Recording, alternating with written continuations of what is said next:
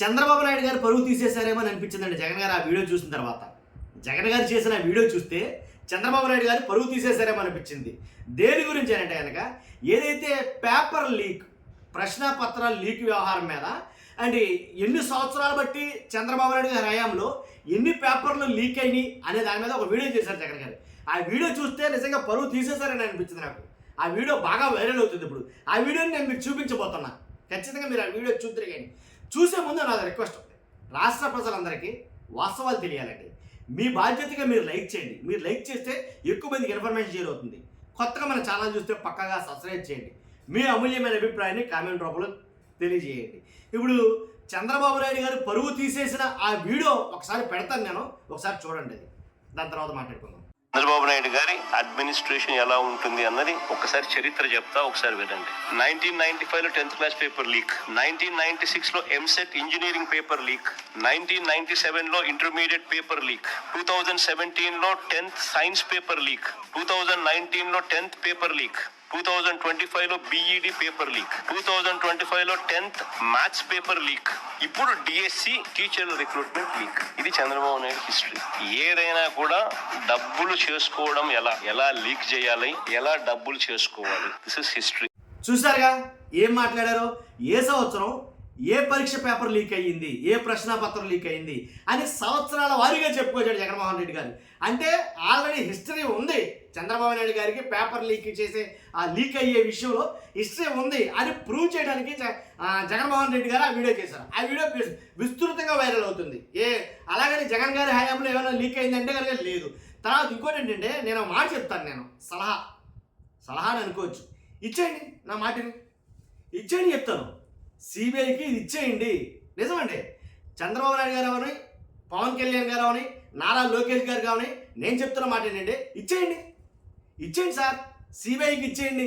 ఇచ్చేస్తే జగన్మోహన్ రెడ్డి గారు చెప్తున్నది అంతా తప్పని తేలిపోతే, జగన్మోహన్ రెడ్డి గారు ఏవైతే ఆరోపణలు చేస్తాడో డిఎస్సి మీద, మీరు పోస్టులు అమ్మేసుకుంటున్నాడు అన్నారు సార్ ఆయన. కాబట్టి అలాంటివన్నీ తేలిపోతాయి. ఇచ్చేయండి సిబిఐకి, నా మాటని ఇచ్చేస్తే అర్థమైపోద్ది ఎవరిది తప్పు అని. నిజంగా మీరు పోస్టులు అమ్ముకోలేదు, స్పోర్ట్స్ కోటాలో అవకతవకలు జరగలేదు, కానీ డిఎస్సి చాలా క్రమంగా జరిగింది, దాంట్లో అక్రమాలు లేవు అని మనకు ధీమా ఉన్నప్పుడు మనకు భయం ఏంటి? మనకి చాలా ధీమా, దాని మీద కాన్ఫిడెంట్ ఉంది మనకి. కాబట్టి కాన్ఫిడెంట్ ఉన్నప్పుడు ట్వీట్లతోటో లేదా ట్విట్టర్లోనో లేదా ఎక్స్లోనో పోస్టులు చేయడం కన్నా, లేదా వాళ్ళ చేత ఏళ్ళ చేత మాట్లాడించడం కన్నా ఇచ్చేయండి సార్, సిబిఐకి ఇచ్చేయండి. ఇచ్చేస్తే తేల్చేస్తాను ఎవరు తప్పు ఎవరు తప్పు నిజంగానో. కాబట్టి ఇవన్నీ వేస్ట్ కదా. జగన్మోహన్ రెడ్డి గారు చేస్తున్న ఆరోపణలు ఏంటి ఒకసారి చూద్దాం. ఒక్కసారి జగన్మోహన్ రెడ్డి గారు చేస్తున్నటువంటి అంటే నిన్న ప్రెస్ మీట్ పెట్టారు ఆయన. ఆ ప్రెస్ మీట్లో కలిపి కుదిపారని చెప్పాలా. కాబట్టి ఆయన చేస్తున్న ఆరోపణలు ఏంటో మీరు ఇస్తే ఇచ్చారు, లేకపోతే లేదు. నేనైతే ఇది చెప్తాను ఖచ్చితంగా. డిఎస్సి విషయంలో ఇవాళ వెలుగులోకి వస్తున్న విషయాలన్నీ చూస్తుంటే చాలా షాక్ కలిగిస్తున్నాయి. లక్షల మంది క్యాండిడేట్ల నమ్మకాన్ని చంద్రబాబు గారి ప్రభుత్వం వమ్ము చేస్తూ, స్కాములు చేస్తూ ప్రతిభావంతుల జీవితాలను దారుణంగా దెబ్బతీసింది. ఇంత ఘోరంగా రిక్రూట్మెంట్ చేయడం అన్నది ఎప్పుడూ ఎక్కడా చూడలేదు. డిఎస్సి అంటే లక్షల మంది యువత ఆశ, వారి భవిష్యత్తు. అలాంటి ఉద్యోగ నియామక ప్రక్రియలో కూడా అవినీతి అక్రమాలకు పాల్పడడం అత్యంత దారుణం. అబద్ధానికి, మోసానికి, దగాకి, వెన్నుపోటుకి, స్కామ్కి ఒక షర్టు ప్యాంటు తొడిగితే అది చంద్రబాబు నాయుడు గారు. చంద్రబాబు గారు రాజకీయ జీవితాన్ని ఎవరు చూసినా సూపర్ 6, సూపర్ 7 సహా తమ మేనిఫెస్టోలో చెప్పిన హామీలు అయినా, ఇవాళ టీచర్ల రిక్రూట్మెంట్ చూసినా ఇవన్నీ చాలా స్పష్టంగా కనిపిస్తాయి. చంద్రబాబు గారు అధికారంలోకి రాగానే 5 తొలి సంతకాలు అంటూ నానా హంగామా ఆర్భాటం చేశాడు. ఇది కూడా పెద్ద మోసమే. ఏంటి దీంట్లో మెగా డిఎస్సి అనేది ఒక సంతకం. వాస్తవంగా మా ప్రభుత్వ హయాంలోనే 6,100 పోస్టులకు మేము నోటిఫికేషన్ ఇచ్చాం. వాటిని భర్తీ చేయకుండా రద్దు చేసి రిక్రూట్మెంట్ ఆలస్యం చేశారు. పైగా ఆ 6,100 పోస్టులతో కలిపి ఇస్తున్న ఆ 16,000 పోస్టులకే మెగా పేరు పెట్టి చివరికి లీకులు, అక్రమాలు, స్కాములు, అవకతవకలు చేశారు. ఇది చంద్రబాబు గారి మొదటి సంతకం పరిస్థితి. అంతేకాదు, మేము మా హయాంలో నోటిఫికేషన్ ఇచ్చిన ఆ 6,100 పోస్టులు కలుపుకొని ఇప్పుడు మీరు నోటిఫై చేసిన ఆ 16,000 పోస్టులకే మెగా డిఎస్సి అని పేరు పెట్టి అదే రికార్డ్ అని చంద్రబాబు గారు ఒకటే డబ్బా కొట్టుకుంటున్నారు. నువ్వుగా సెల్ఫ్ సర్టిఫికేట్ ఇచ్చుకుంటే ఎలా? అసలు రికార్డ్ అంటే ఏంటో చెప్తా.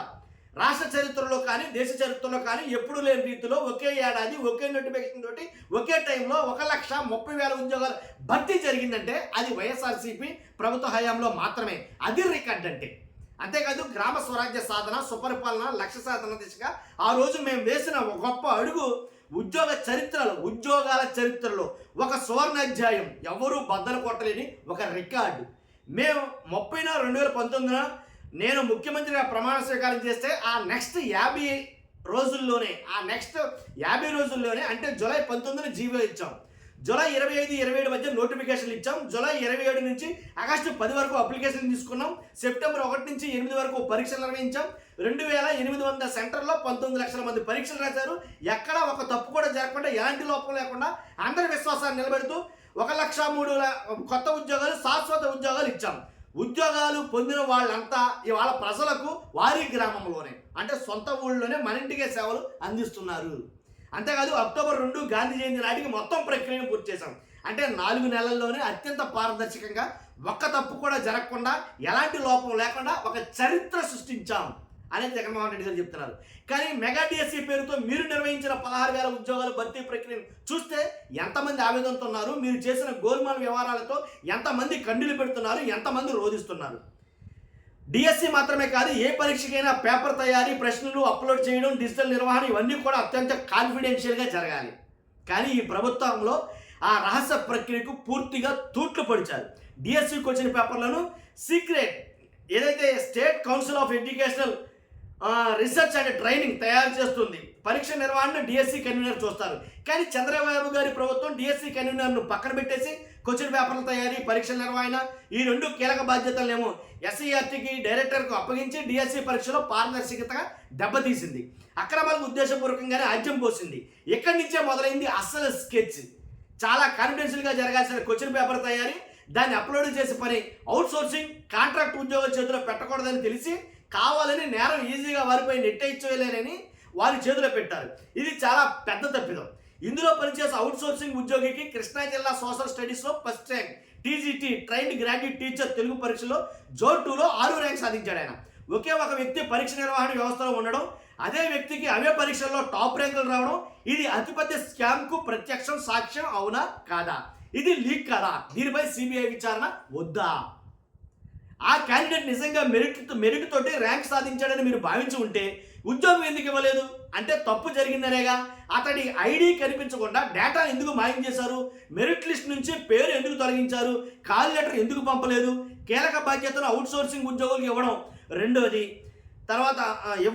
అలాగే రెండోది అతడు టాప్ ర్యాంక్ వచ్చిన తర్వాత పోస్ట్ ఇవ్వకపోవడం, మూడోది అతడి వివరాలను మాయం చేయడం, తప్పులు జరగకపోతే ఇవన్నీ ఇలా ఎందుకు జరిగాయి అంటే దీని అర్థం అక్కడ పేపర్ లీక్ అయినట్టే కాదా? అర్థమైందండి. కానీ ఈ ప్రశ్నలకు చంద్రబాబు గారి ప్రభుత్వం చెప్తున్న కారణాలు చాలా హాస్యాస్పదంగా ఉన్నాయి. ఫస్ట్ ర్యాంక్ సాధించిన వ్యక్తి సర్టిఫికేట్ల వెరిఫికేషన్కి రాలేదు కాబట్టి పోస్ట్ ఇవ్వలేదని అంటారు. మెరిట్ లిస్ట్లో పేరు తీసేసి ఆ క్యాండిడేట్ డేటాను మాయం చేసి కాల్ లెటర్ ఇవ్వనప్పుడు సర్టిఫికేట్ల వెరిఫికేషన్కు ఎలా వస్తాడు? మీరు చెప్పేవి కాకమ్మ కబుర్లు కావా? అందుకే కదా అతను కోర్టుకు కూడా పోయింది. ఒక క్యాండిడేట్కి ఫస్ట్ ర్యాంక్ వస్తే, అందులోనూ గవర్నమెంట్ టీచర్ ఉద్యోగం వస్తే సర్టిఫికేట్ల వెరిఫికేషన్కి రాడా?